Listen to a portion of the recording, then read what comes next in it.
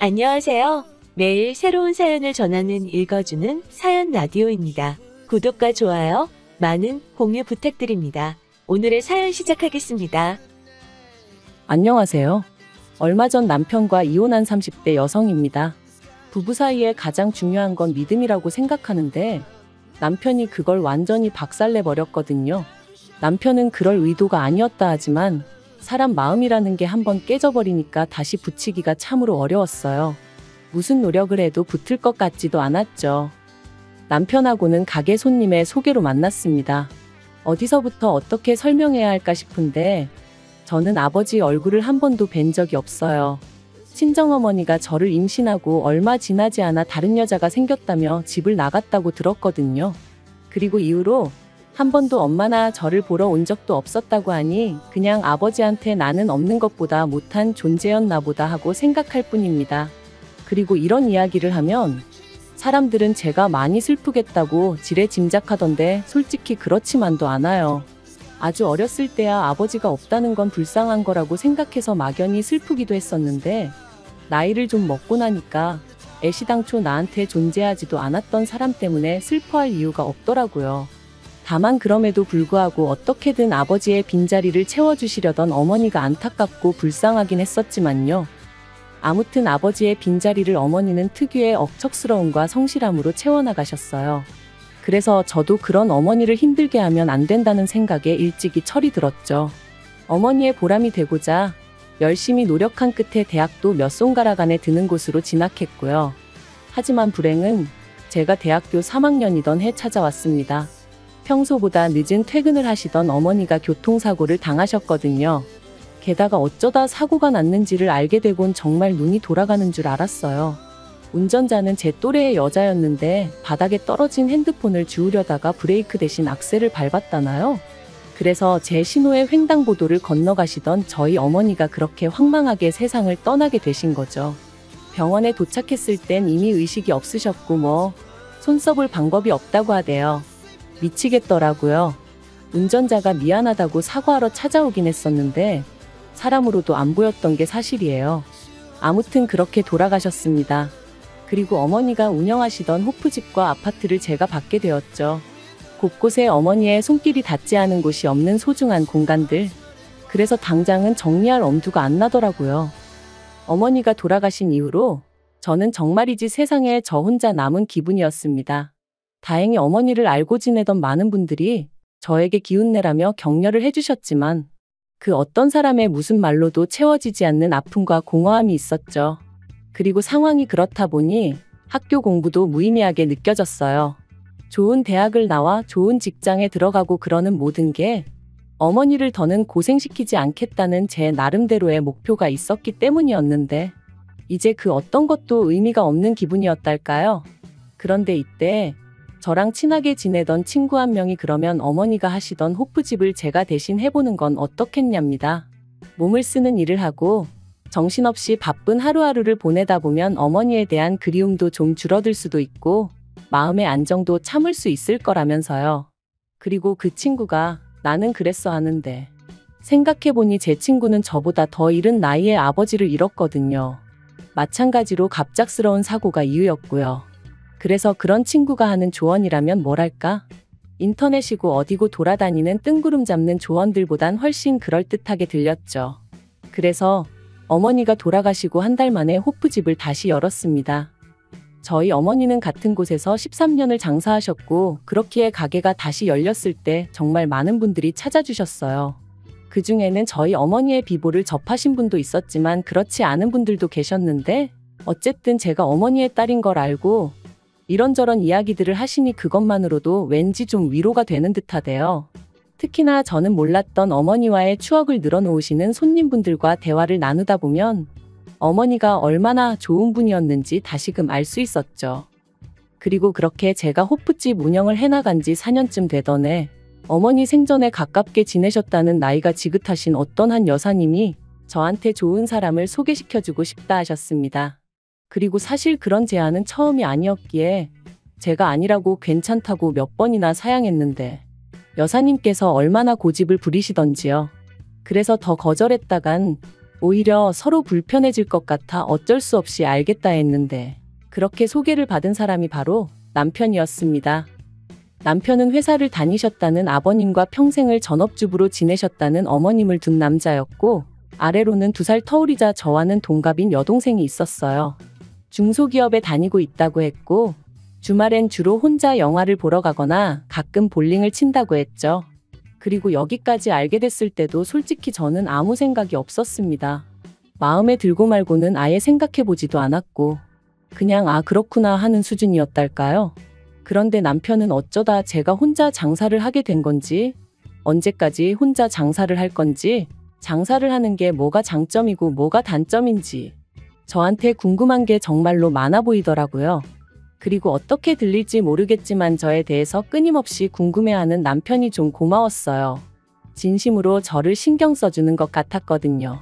지금 생각해보니까 사람을 상대하는 일을 하면서도 사람이 그리웠던 거 아닌가 싶기도 해요. 아무튼 저는 그런 남편에게 결국 마음의 문을 열었고 그렇게 저희는 연애를 시작했습니다. 그리고 1년 남짓의 연애 끝에 남편이 먼저 결혼 이야기를 꺼냈죠. 그런데 막상 결혼 준비를 시작하니까 남편이 가진 게 너무 없었어요. 솔직히 만나는 동안 이미 어느 정도는 눈치를 채고 있었지만 제 예상보다도 훨씬 사정이 빠듯했거든요. 뿐만 아니라 시부모님도 노후 준비라곤 전혀 되어 있지 않으셨습니다. 뭐 당신들 말로는 2발 뻗고 잘 집 있고 잘 키운 자식이 2이나 있는데 뭐가 걱정이겠냐 하셨지만 제3자인 제가 보기에는 어쩌려고 저러시나 싶었달까요? 하지만 제가 그럼에도 불구하고 남편과의 결혼을 결심한 건 남편과 처음 연애를 시작했을 때와 마찬가지로 시부모님의 마음 씀씀이가 감사했어요. 이제 당신들이 제 부모가 되어줄 거니 저더러 아무 걱정 말라고 하셨거든요. 그리고 저는 이번에도 순진하게 그 말을 철석같이 믿었고요. 한편 결혼할 때 시댁으로부터 받은 건 어머님이 당신이 아끼던 거라며 주신 진주 귀걸이 한 쌍이 전부였습니다. 이것도 알고 보니 돈 5만 원도 안 되는 모조진주였지만 심지어 아끼시던 것도 아니고 금은방에서 뭐 사시고 서비스로 받으셨다나요. 말은 안 했지만 얼마나 황당하던지요. 아무튼 그래도 결혼 생활을 시작하고 한동안은 행복한 시간의 연속이었습니다.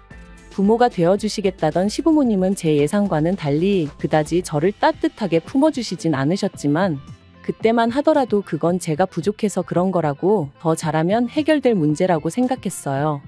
그리고 남편은 연애 때만큼은 아니었어도 여전히 저에게 잘해줬으니 솔직히 이 정도면 행복한 거라고 믿었고요. 하지만 행복은 오래가지 않았습니다. 진작부터 남편에게 호프집에 합류하고 그런 건 안 된다고 몇 번이나 말을 해뒀었음에도 불구하고 언젠가부터 남편이 회사 일이 힘드네 어쩌네 하더니 급기야는 호프집을 하나 더 내서 여기는 제가 관리하고 2호점은 자기가 관리하고 그러면 어떻겠냐는 얘기를 꺼냈거든요. 그리고 2호점을 열게 되면 신우 용돈 벌고 시부모님도 나와서 일을 하실 수 있으니 2분 노후에도 도움이 되네만 해 하는데 솔직히 2호점이나 마나 가게도 돈이 있어야 여는 거잖아요. 그래서 제가 자본이 있냐니까 지금 우리 사는 아파트나 아니면 1호점 담보삼아 대출 좀 받으면 되는 거 아니냐는 거예요. 그래서 그게 무슨 소리냐 하고 대충 웃어넘겼습니다. 짜증낼 가치도 없다고 생각했거든요. 그런데 남편은 이후로도 정말 3, 4일에 한 번은 출근하기 싫래. 회사 일이 힘들어 두드러기가 나네 어쩌네 별소리를 해가며 자기도 저처럼 사장소리 들어가며 일을 하고 싶다. 그리고 그럴 때마다 저는 남편을 어르고 달래느라 정신이 없었죠. 사실 지금 같으면 헛소리 좀 하지 말라고 화라도 냈을 텐데 그때는 힘들다는 사람을 몰아붙인다는 게 저도 힘들었던 때가 있었고 또 어쨌든 제 유일한 가족이었으니까요. 그래서 어떻게든 최대한 마음 상하지 않는 쪽으로 이해시키려고 했던 거예요. 그러다 또 그날도 남편이 할 이야기가 있다며 운을 띄웠습니다. 저는 또 그놈의 2호점 타령인가 싶어서 벌써부터 진저리가 나고 있었고요. 그런데 남편은 뜻밖에도 신우 이야기를 꺼냈습니다. 참고로 제가 저랑 신우를 비교하자는 것도 아니고 제가 신우보다 낫다 뭐 이런 이야기를 하자는 건 더더욱 아니에요. 하지만 저희 신우 참으로 답이 안 나오는 사람입니다. 가진 거라곤 대학 졸업장 그거 하나가 전부였고 이후로는 매번 이런저런 핑계를 대까며 하다못해 아르바이트조차 6개월 이상 하지를 못한다고 들었거든요. 제일 오래 한 게 복권 파는 곳이었는데 그나마 거기는 4개월을 넘겨서 시부모님이 드디어 정신 차렸나 하고 무척이나 좋아하셨다는 얘기가 있을 정도였으니. 그런데 남편이 그 신우를 저희 호프집에서 아르바이트생으로 좀 써주면 안 되냐대요. 아무래도 자기가 보기에 자기 동생이나 또 많이 가리고 그러니까 아는 사람 가게에서 일하면 좀 낫지 않을까 싶다면서 말이죠. 그리고 저는 솔직히 내키지 않았던 게 사실이에요. 그렇지만 남편한테 싫다고 하자니 너무 인정머리가 없어 보일까봐 걱정이 되기도 했고, 그래서 자의반타의반으로 알겠다고 했어요. 이번 일을 계기로 저와 남편의 사이가 개선되길 바라는 마음도 있었거든요. 그리고 그렇게 출근을 시작한 신우는 의외로 성실한 모습을 보였습니다. 특히나 아르바이트생들이라면 누구나 꺼려할 주방 일을 피하지 않았죠. 다만 설거지를 하면서 내리 접시를 깨먹고 칼질은 전혀 할 줄 몰랐기에 어쩔 수 없이 주방 이모님 보조 정도밖엔 해내지 못했지만요. 그래도 처음부터 큰 기대를 가지고 있던 건 아니었기에 그러려니 하고 넘겼습니다. 월급도 하는 일에 비해 넉넉히 챙겨줬어요. 제가 손이긴 해도 나이가 동갑이긴 해도 괜히 뒤에서 쓸데없는 소리 나올까 싶어 일하는 동안에는 꼬박꼬박 존대해줬고요. 그런데 그럼에도 불구하고 그렇게 제 뒤통수를 칠 줄은 몰랐네요. 저희 가게에서 아르바이트를 한 지 딱 3개월 됐을 때 신우가 자기 이제 그만 나오겠다 통보를 해왔습니다.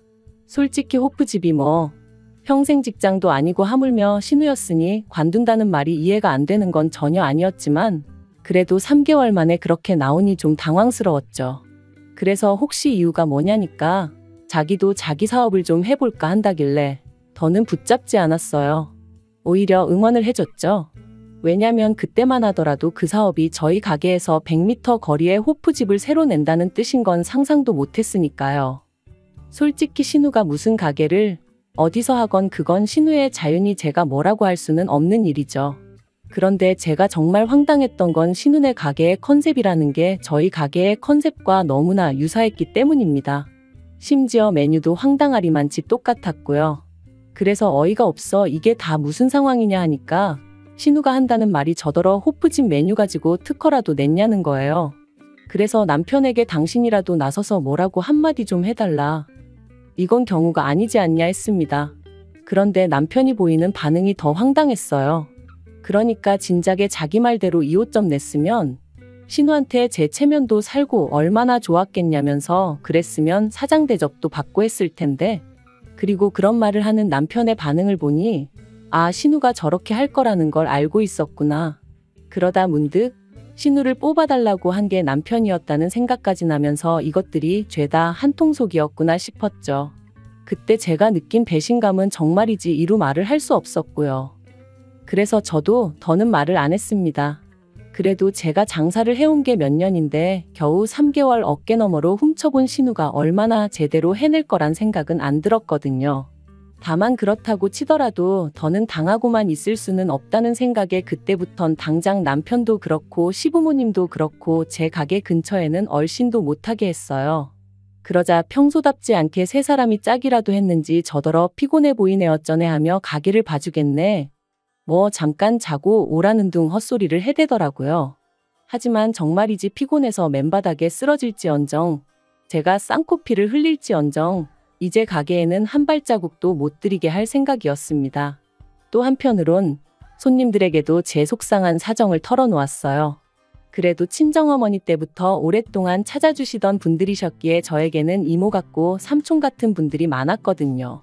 그리고 제 예상대로라고 해야 할지 다들 당신들 일처럼 어이없어 하시고 화도 내주시고, 그리고 그중 몇몇 분은 직접 신우네 가게에 찾아가서 그렇게 사는 거 아니라고 저 대신 호통도 쳐주시고 그러셨던 모양이에요.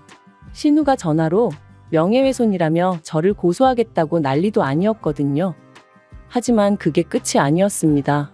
신우 생각에는 제가 내는 음식 맛을 흉내내는 게 별거 아닐 거라고 생각했나 본데, 사실 저에게는 주방 이모님에게도 알려주지 않았던 저희 친정어머니만의 양념장 배합이 있었죠.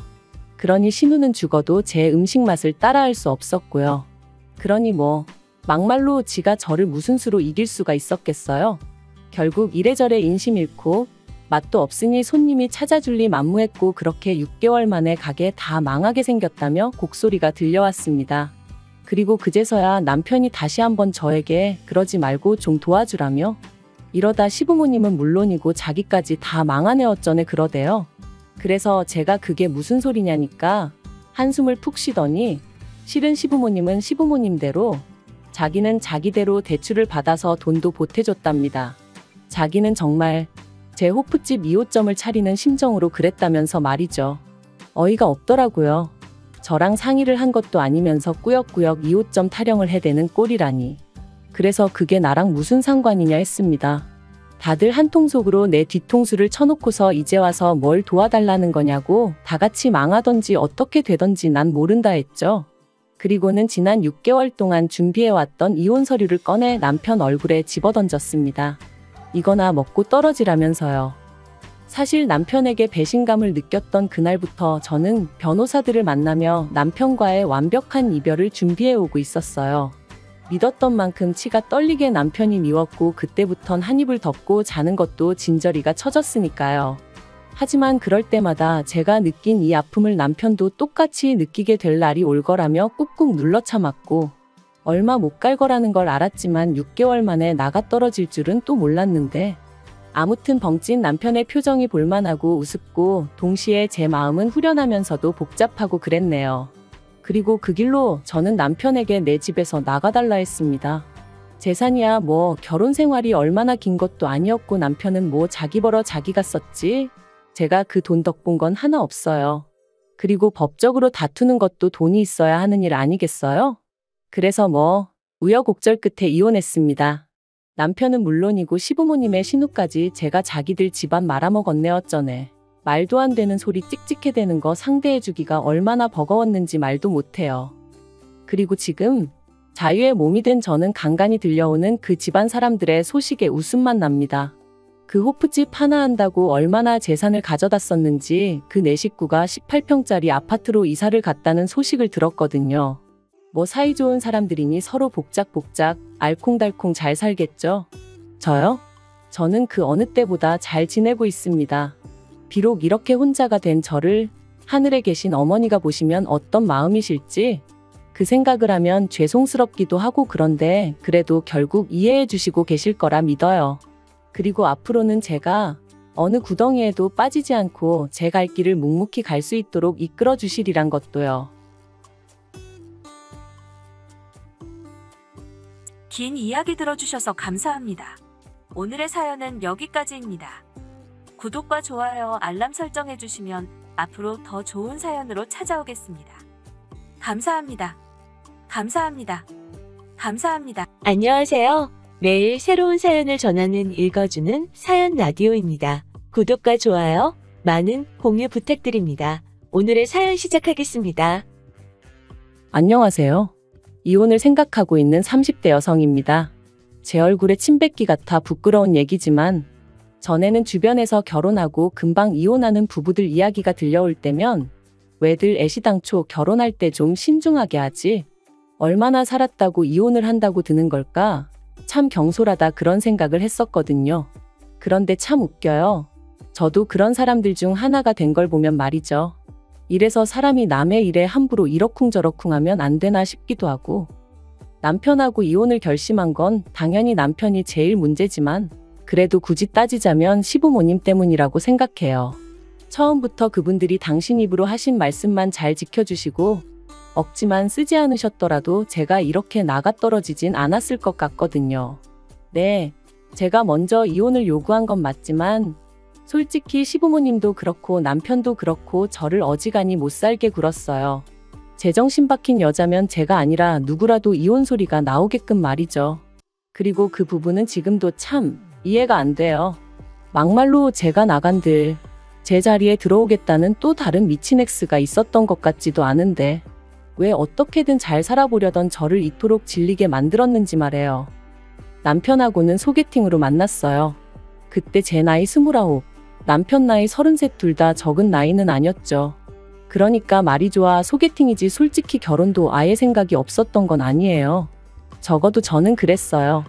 그래서 소개받을 당시 속물 같지만 나름대로 소개팅을 주선해준 지인을 통해서 남편의 스펙도 어느 정도는 파악을 하고 나갔습니다. 어느 대학을 나왔는지, 어느 회사를 다니는지, 키는 얼마나 큰지. 말이 나왔으니 말이지만 소개팅이라는 자리가 누군가는 밥이나 한 끼 먹으러 간다고 가볍게 생각하라지만 그게 그렇게 안 되거든요. 특히나 여자 입장에선 그래도 좀 꾸미기도 해야 하고 또 시간도 어떻게 보면 금인 세상인데 영 아니다 싶은 사람을 만나면서 제 시간 낭비를 하고 싶은 생각은 더더욱 없었으니까요. 아무튼 그런데 주선자 말을 들어보니까 학교도 저랑 비슷한 수준의 대학을 졸업했다 하고 회사도 뭐 저한테 부족하지도 넘치지도 않는 곳이었어요. 그리고 키 같은 경우도 제가 대한민국 여자 평균이다 치면 그쪽도 대한민국 남자 평균치는 되대요. 그래서 그럼 한번 만나봐도 되겠다 싶었죠. 이후에 남편에게 들었지만 남편도 그 지인을 통해서 제 평소 사진을 10대 장은 받아보고 정했답니다. 자기는 얼굴이 가장 중요했다나 어쨌다나요. 아무튼 그렇게 서로 어느 정도는 파악을 하고 만나서 그런가 쓸데없이 시간 낭비를 하는 기분은 아니었어요. 바로 서로의 취향이라던가 서로에게 직접 묻지 않으면 알기 어려운 것들을 알아가는데 시간을 쓸 수 있었으니까요. 그리고 다행히 저희 둘은 여러 가지 면에서 통하는 부분이 많았습니다. 그래서 이후로 4번의 만남을 더 갖고 바로 연애를 시작했어요. 그리고 그렇게 만난 지 1년쯤 되었을 때 남편이 먼저 결혼 이야기를 꺼내더라고요. 남편에게 할머님은 굉장히 중요한 존재라 했습니다. 어린 시절 시부모님이 맞벌이를 하시느라 남편을 돌보지 못하셨는데 특히나 아버님은 지방을 돌아다니며 돈을 버시다 보니 2달에 한 번 정도 얼굴을 비추신 게 전부였대요. 그리고 사정이 그렇다 보니 할머님께서 남편을 거의 키워주시다시피 하셨고 그래서 남편도 실제로 할머니에게 무척이나 큰 애정을 갖고 있었어요. 그런데 이제 그 할머님이 80이 넘어가시니 왠지 마음이 급하다면서 저랑 결혼해서 증손주도 안겨드리고 싶고 뭐 그렇다고 하더라고요.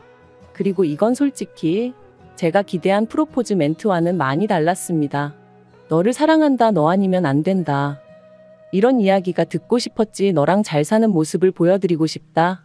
안심시켜드리고 싶다. 왠지 할머님을 위해서 결혼식을 서두르는 기분이었달까요? 그래서 저는 고민 끝에 남편에게 제 속마음을 밝혔어요. 정말 나를 사랑하긴 하느냐고요. 그랬더니 남편이 자기가 원래 말을 잘 못하지 않냐면서 왜 자기 말을 안 좋은 쪽으로 해석하느냐고 오히려 자기가 서운한 애 어쩌네 그러는데 싸우자고 꺼낸 얘기는 아니었으니 더는 뭐라 따지지는 않았어요. 그리고 이후로 남편이 어떻게든 저를 달래주려고 노력도 했고요. 그래서 결국 결혼하는 쪽으로 마음을 굳혔죠. 그런데 막상 결혼 준비를 시작하니 남편은 모아둔 돈이 6천 정도 있었고 저는 1억 정도 있었어요. 물론 남편은 차도 있긴 했지만 10년이나 된 경차라서 솔직히 재산으로 느껴지진 않았고요. 그래서 그동안 돈 벌어서 다 뭐 했냐고 단도직입적으로 물었습니다. 참고로 결혼을 앞둔 사이에 이 정도는 당연히 물어볼 수 있다고 생각했어요. 그랬더니 부모님하고 할머니한테 자기가 아무래도 3대 독자다 보니 효도 좀 한답시고 이래저래 선물도 해드리고 많이 챙겨드렸다나요? 그런데 결혼하면 그런 건 이제 없을 거라고 하더라도 매번 저랑 꼭 상의하고 할 거라고. 그래서 알겠다고 했죠. 그리고 상황이 그렇다 보니 양가로부터 도움을 안 받을 수가 없었습니다. 1억 6천으로 결혼식도 올리고 혼수도 하고 신혼집까지 구한다는 건 서울에선 너무 빠듯하다 싶었거든요. 그런데 다행히 상견례 자리에서 사실 돈 이야기라는 게 시댁 쪽이건 저희 쪽이건 먼저 말 꺼내기가 편하진 않은 주제잖아요. 그런데 저희 시부모님 2분 다 하시는 말씀이 그래도 명색이 3대 독자인데 걱정 말랍니다. 그러면서 자기들은 7천 정도 해줄 수 있는데 저희더러 맞출 수 있겠냐대요. 솔직히 전 3대 독자가 어쩌고 그러시길래 집까진 아니어도 한 1억은 해주시려나 그런 생각을 했는데 말이죠. 아무튼 저희 부모님도 7천씩 해주자 하시니 알겠다 하셨습니다. 그래서 계산해보니까 이래저래 3억이고 거기에 부족한 건 대출 좀 받으면 되겠다 싶대요. 그런데 결혼식을 한 달 앞두고 시부모님이 일방적으로 기도 안 차는 말씀을 하셨습니다. 주기로 한 7천을 못 주게 되셨다는 거예요. 그리고 그 이유는 더 황당했는데 아버님한텐 결혼 안 한 여동생 그러니까 저한텐 고모님이 계셨거든요. 그런데 그 고모님이 갑자기 내일 가게를 차린다며 돈을 좀 보태달라고 했고 그래서 일단 급한 대로 그쪽에다 5천을 보내주셨다나요? 어이가 없었죠. 그래서 그런 결혼은 어떻게 하라는 얘기냐니까 오히려 저더러 그게 무슨 소리냐, 결혼은 원래 계획한 대로 해야지 하시더니 결혼식 날 축의금으로 돈이 꽤 들어올 거라면서 그때 일단 한 3천은 만들어 주시겠다나요? 3천이 안 되면 그땐 당신들이 대출을 받든 뭐라든 어떻게든 채워주시겠다면서 말이죠. 그래서 솔직히 마음 한구석에선 불안한 생각이 들었지만 그래도 파혼할 용기는 없었기에 어떻게든 시부모님의 그 약속을 믿어보자 생각하며 식을 올렸습니다. 하지만 결혼식 당일 식 다 마치고 축의금 정산하자 하니까 시부모님이 또다시 말을 바꾸셨어요. 그게 뭐가 그렇게 급하다고 그러냐면서 일단 신혼여행부터 다녀오고 그러면 그 사이에 당신들이 싹 정리해 놓겠다면서 말이죠. 그리고 이땐 솔직히 쎄한 마음을 감출 수가 없었습니다.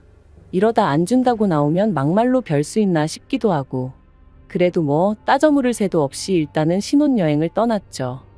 그런데 신혼여행에서 돌아와 시댁에 갔는데 시부모님께서 먼저 돈 문제로 할 이야기가 있다며 말문을 여시더니 축의금이 생각보다 많이 안 들어왔다며 겨우 700만 원을 주셨습니다.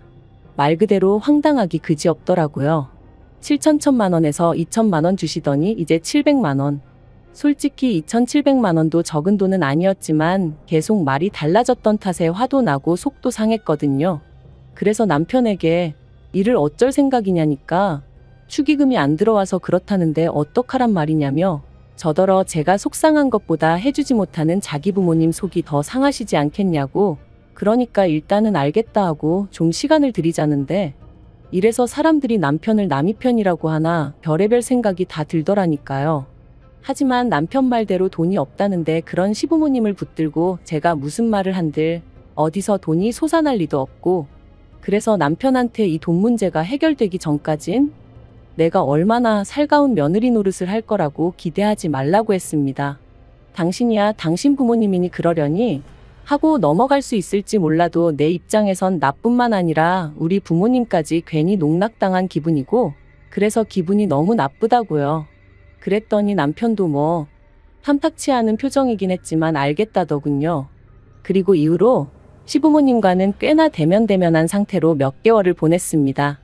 남편을 통해 건너듣기론 두 분은 제가 살갑게 굴지 않는 걸 트집 잡아 이젠 돈이 있어도 주기 싫단 식으로 말씀을 하시는 모양이었고, 남편은 이런 이야기를 전하면 제가 돈을 받고 싶어서라도 살갑게 굴 거라고 기대했는지는 모르겠지만 그건 남편의 완벽한 착각이었어요. 왜냐하면 역으로 그런 이야기를 전해 들으니 나중엔 저도 오기가 생겨서 그래 그까짓 돈 몇천 안 받고 나도 내 속 편한 대로 살면 그만이다 그런 마음을 갖게 되었으니까요. 실제로 주변에서들 시댁하고 연 끊으면 처음에 1, 2년이나 마음이 불편하지 나중엔 하나도 신경 쓰이지도 않는다고 걱정할 거 없다고 하던걸요. 그런데 그렇게 지내던 중 정말 황당하고 어처구니 없는 일을 겪었습니다. 저는 외국계 기업을 다니고 있는데 저희 회사의 경우 쓰지 않은 휴가는 다음 해로 이월을 시킬 수가 있어요. 그리고 그렇게 모인 휴가가 자그만치 한 달 반이나 있었기에 일주일 정도 쉬려고 마음을 먹었습니다. 친정 부모님하고 2박 3일로 여행도 다녀오고 남은 날짜는 저 혼자 집에서 좀 푹 쉬려고 했거든요. 그런데 어이없게도 이런 제 계획과는 상관없이 남편이 제가 휴가라는 이야기를 시부모님께 전했고, 시부모님이 그럼 마침 잘 됐다면서 남편의 할머님을 저희 집으로 모시겠다고 통보를 해오시대요. 게다가 남편까지 할머님은 자기 부모님과 달리 저한테 뭐 실수하신 것도 없으니 잘해드릴 수 있지? 그러는데 어이가 없었죠.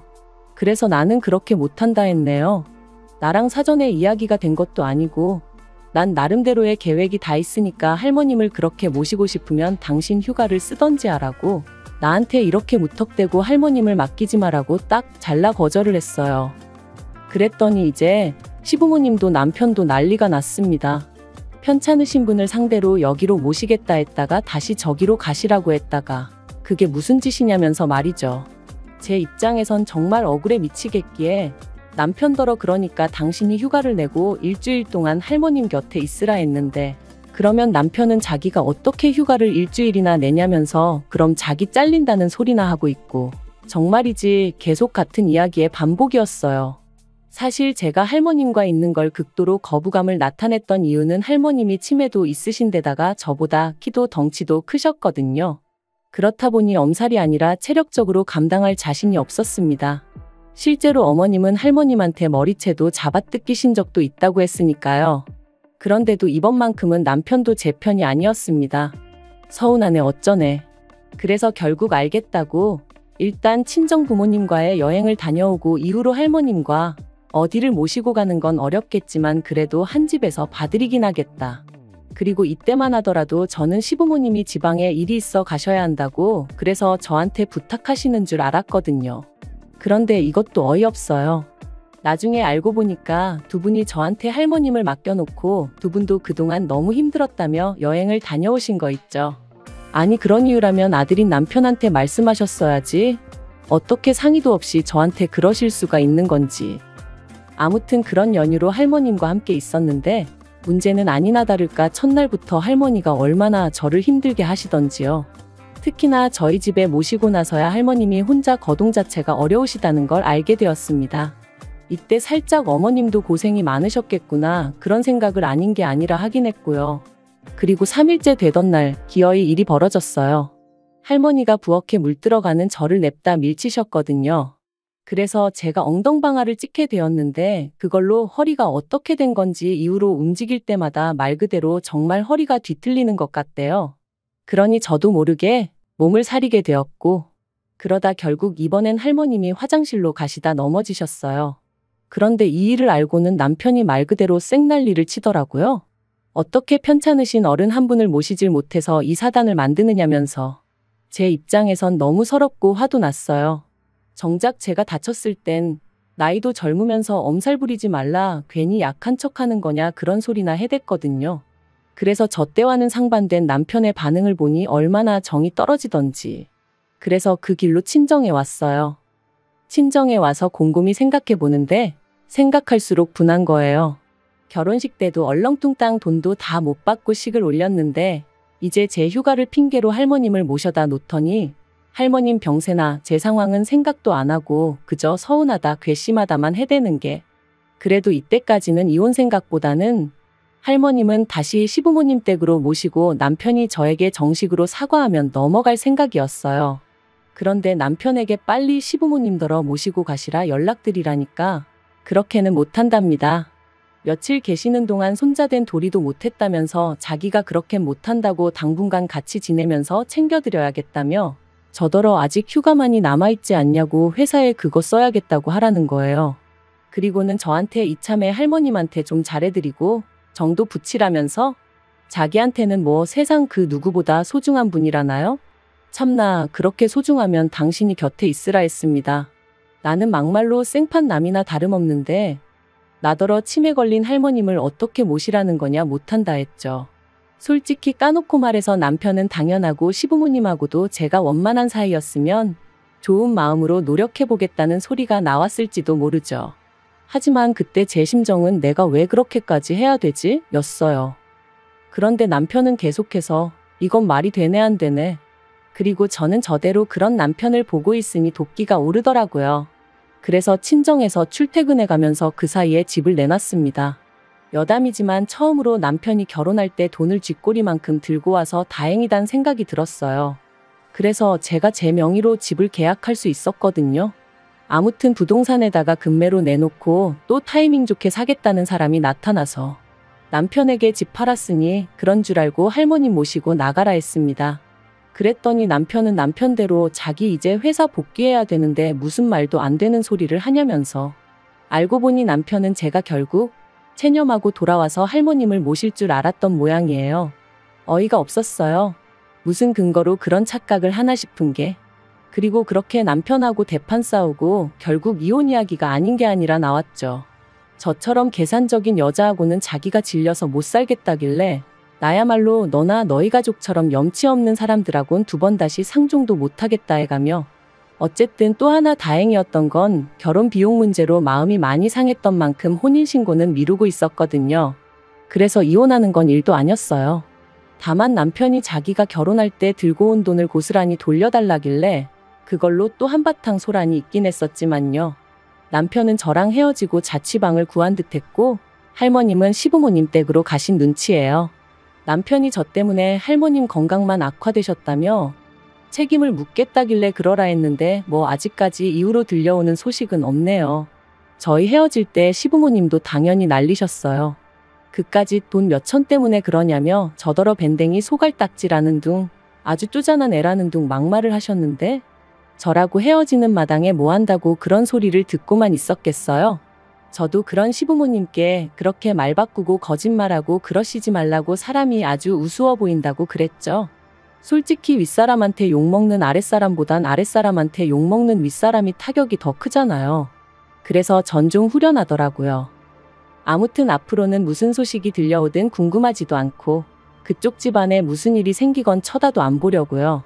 생각해보면 돈 몇 푼 가지고 장난칠 때부터 알아봤어야 하는데 그래도 그놈의 정인지 사랑인지가 뭐라고 믿어보려고 한 제가 멍청했던 걸 누굴 탓하겠어요.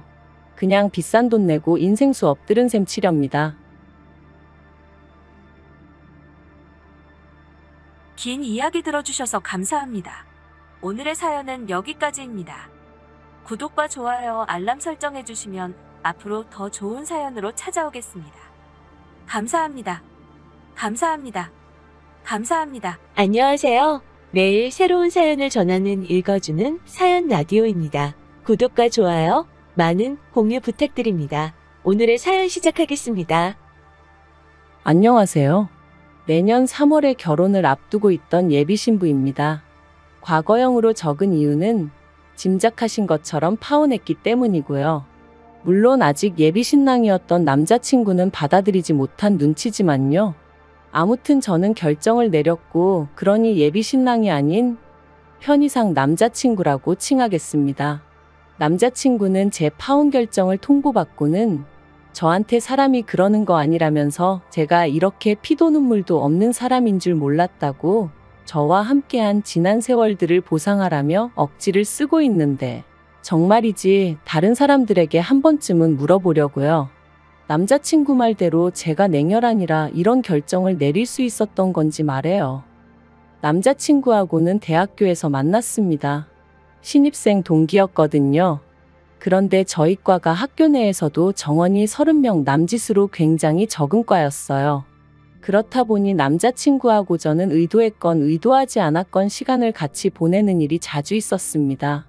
겹치는 수업도 상당했고요.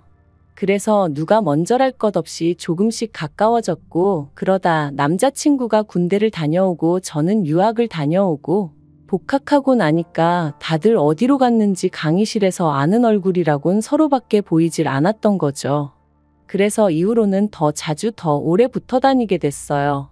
그리고 자연스럽게 그 관계가 연인 사이로까지 발전하게 되었던 거고요. 그런데 결혼 이야기가 오가던 무렵 남자친구가 제 눈을 피해 누군가와 연락을 주고받고 심지어 몰래 만났다는 정황을 알게 되었습니다. 충격이었죠. 사귀는 동안 아주 사소한 문제로도 저를 서운하게 한 적이 없었거든요. 그래서 고민 끝에 혹시 여자라도 생겼냐고 단도직입적으로 물었습니다. 그랬더니 남자친구가 펄쩍 뛰면서 그게 무슨 소리냐고 하더라고요. 그리고는 자기도 제가 왜 그런 의심을 하는지, 딱 눈치를 챘는지 한숨을 내쉬고는 실은 자기가 저에게 말하지 않은 게 있다면서 자기 부모님이 재혼하신 사이라는 거예요. 처음엔 좀 솔직히 깜짝 놀랐어요.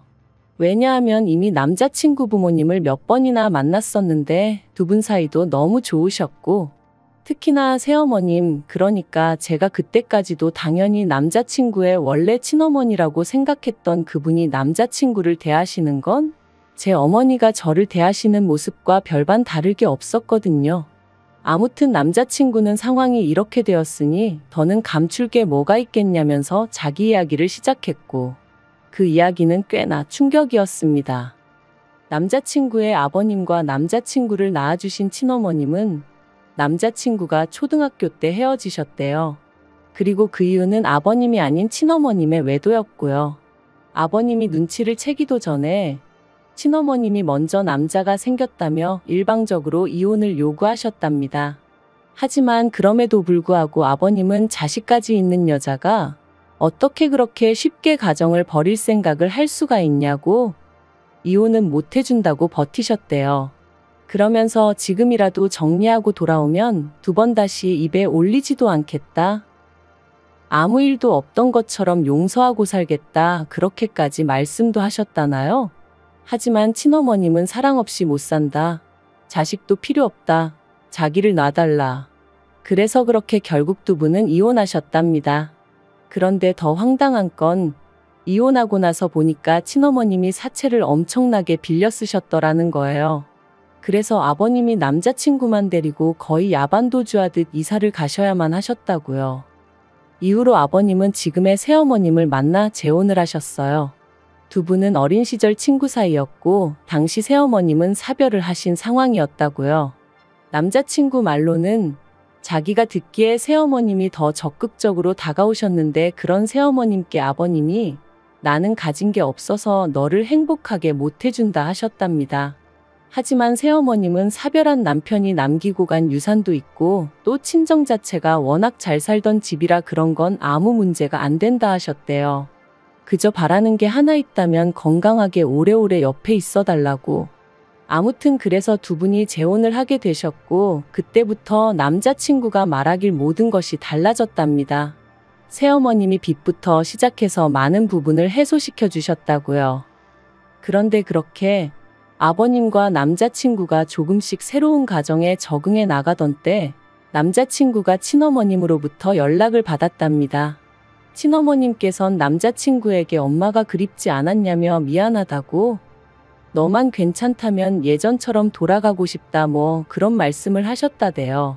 하지만 그 사실을 알게 되신 아버님께서 전 부인인 친어머님을 만나서는 이제 와서 무슨 염치로 연락을 하느냐고 어디 가서 죽더라도 아무 소식도 알리지 말라셨답니다.